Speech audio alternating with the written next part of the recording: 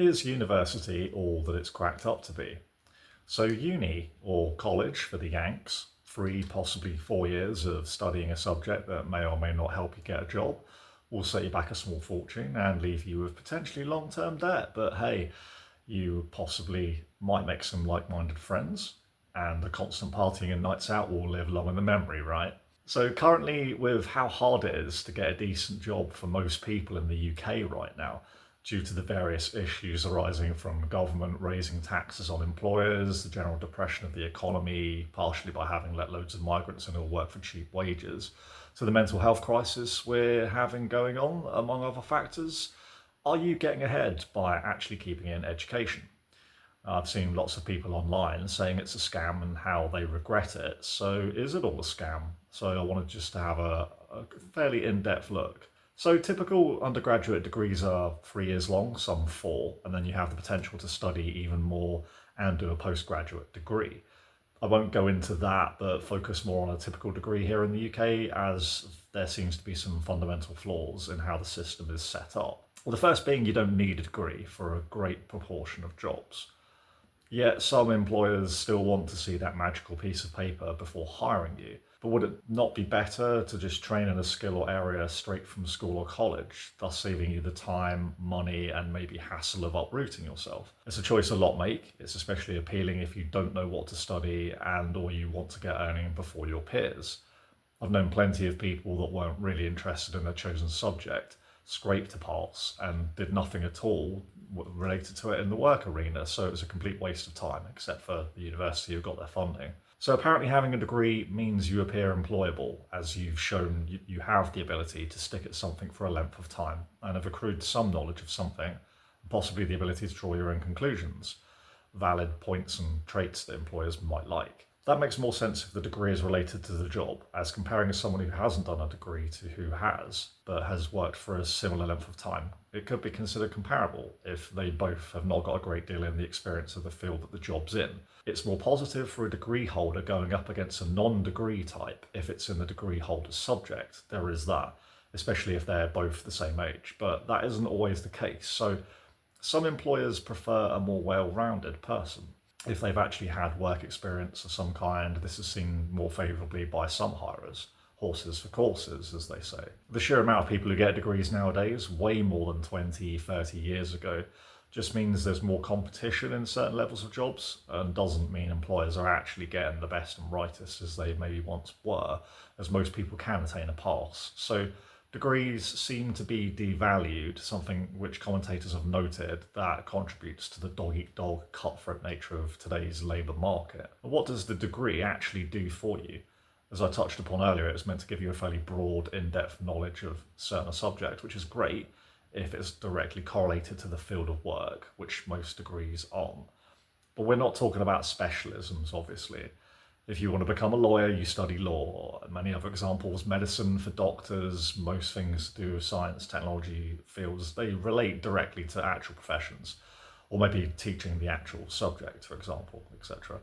Great for those who have a clear pathway in mind, but degrees might not be so great for those who don't, which isn't to say that once you've started, that pathway could reveal itself to you. Plenty of students narrow down and hone in on things a few years into their studies. So it seems a reasonable and sensible thing to do if you have that specific career in mind, and it cannot be easily obtained without the degree.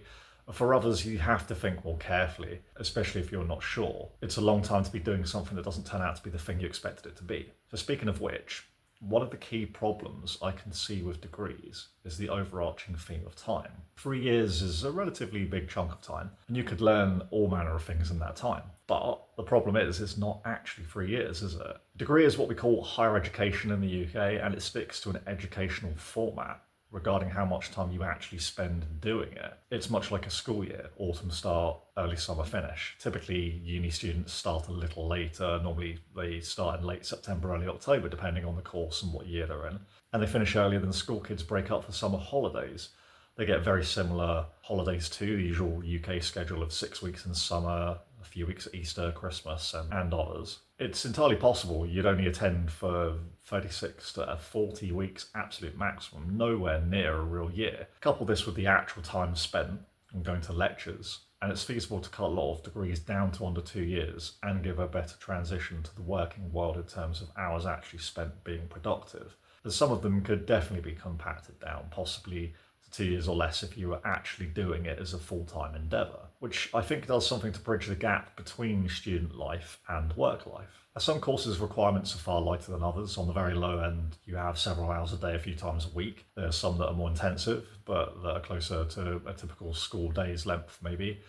But it's rare to find those that are more akin to a genuine working week, even including your own study time. Not saying there aren't any, as I know there are. Those that are heavily timetabled will also have you read outside of lectures, so again, if they can do that, others can do that too. If you also needed to work to earn money on the compressed idea of a degree, you'd still have weekends and evenings, so it could be done. Now, obviously, there'd be huge resistance to doing this across the board, not least from lecturers and professors who want the holidays.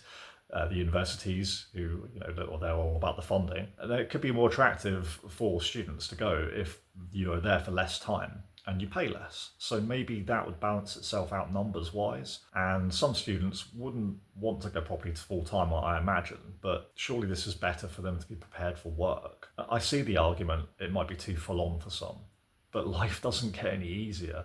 And some form of transition to the 9 to 5 is better than none. And some would suggest this is the best approach to do it, especially when you look at the amount of people that are coming out of university, going into jobs, and then complaining about what they actually have to do in a job. A lot of that is to do with the time. For example, why not, as a compromise, have a degree that you could slim down, but keep the first year the same as present, but then turn the second year into an 8-hour day, a full-time thing. At present, some degrees have full-on schedules, others don't. There is also a case for a lot of what people call Mickey Mouse degrees that are fairly frivolous or don't have any real value, to just be cold. I'd like to see subjects like computing and engineering, as well as some of the more practical sciences and anything related to a skills gap, all be either heavily subsidised or free, so we can plug those shortages and make it more attractive to study those subjects. This way you'd get more people into the work arena and actually pay for the education via taxes. But staying on track, because you could go down that rabbit hole fairly easily, is that when you really look at it, some degrees aren't value for money in the respect of time. So with the standard undergrad degree, you pay for 3 years rather than, say, 2 if it were condensed, unless you opted for one of the 2-year accelerated degrees out there, of which there are a few. Straight away, that's a third more expensive than it could be for some. You get to do it faster, giving you an extra year of earning potential when finished. And this isn't even looking into course curriculum and what you are actually learning, as again, there is a case that some of the degree content is not of a superior standard and unnecessarily long. So at nearly £10,000 a year minimum, it does seem a lot when you view it this way. If you said 10 grand for a full year of learning, minus, say, the standard length of work holidays, if this was a work arena, at under £200 a week, that'd be a good proposition. You wouldn't get any other courses of that value. Most normal training courses for work are well in excess of 1,000 for a full-time week, maybe even going up to 2,000. But there's a financial incentive for universities to prolong the learning to the detriment of a lot of students. I get the feeling that the current generation, though, might be less inclined to do accelerated degrees than people of, say, 20 years ago. I mean, additionally, there is also things like rent to think about, as you'd pay less there too. So there's a lot of positives for slashing the course duration without a significant loss of quality. So one thing to mention about another off-cited reason for uni: some Brits only go to uni for the experience, as a lot of young people now believe it to be just some rite of passage, like a gap year, which might not sound true, but I've heard that straight from the horse's mouth on many occasions. Other people just didn't want to enter the workforce at that point, but had no real clue about what to do, so they ended up at uni to see where the wind might take them. This has had mixed results from what I've heard. It's an interesting way to do things, each to their own. We come to one of the biggest reasons cited for higher education, which is the ability to earn substantially more after graduating. Some studies suggest that it can range as much as a few thousand for a postgrad up to 5,000 by the time they've been out of higher education for 5 to 10 years, while there are studies that go further than this, and in some cases suggest a near doubling of income earnings. Something to remember though, statistics don't tell the whole story. Comparisons can be drawn between certain groups, but some individuals would have that gap be far closer, especially as some are going to do well at whatever they did, even if they didn't attend university. And then some people are not predisposed to continue learning for whatever reason, but can find huge success without a degree. There is enough evidence to possibly suggest having a degree of some sort could be preferable than not. And it seems generally on the whole, having a specialist degree gives you a much better outcome than no degree. So these are the distinctions to focus on. So going back to the experience, as mentioned, some see it as a rite of passage in the UK, where they basically spend 3 years out most nights drinking, partying, doing all sorts, just to try and scrape a pass at the end of it. Which works for some, and isn't highly recommended. It's not really what it's there for. The uni experience is great if you can manage to balance those things, but you may be in trouble if you can't rein in the social side, knuckle down and do what you need to for a decent passing grade. Additionally, there's the side of uni that poses challenges if you are not of a certain way of thinking.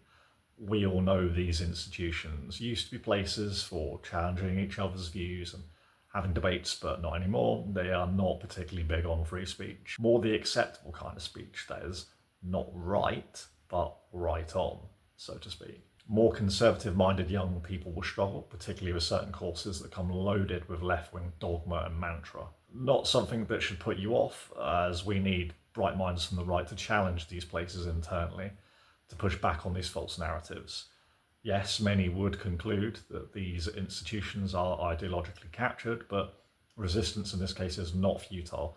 Don't let this stand in the way, but just go in with eyes wide open. In the US, in some quarters, you hear the college is a scam argument being made, and whilst it might be a little truer there, it seems that here on balance, it might not necessarily be the case. Is the system ideal? No. Particularly as highlighted, the length of time could be shortened, though the counter argument to that is that it gives people more time at a better pace for learning. Though I'd say if you'd completed school, gone to college, then got into uni, you really should be adept and bright enough to be able to cope with a full 9 to 5 day type learning schedule. There are other ways other than uni and other possibilities to look into. It's not the only way to do things. So the best advice for anyone who's unsure is to do a lot of thinking about what specifically you'd like to do and whether a degree will help get you there, and not to get pressured into it by anyone or do it for the wrong reasons. As if you don't, there is a possibility you'll come out the other side and fall into the category of people who may well think that they've been scammed.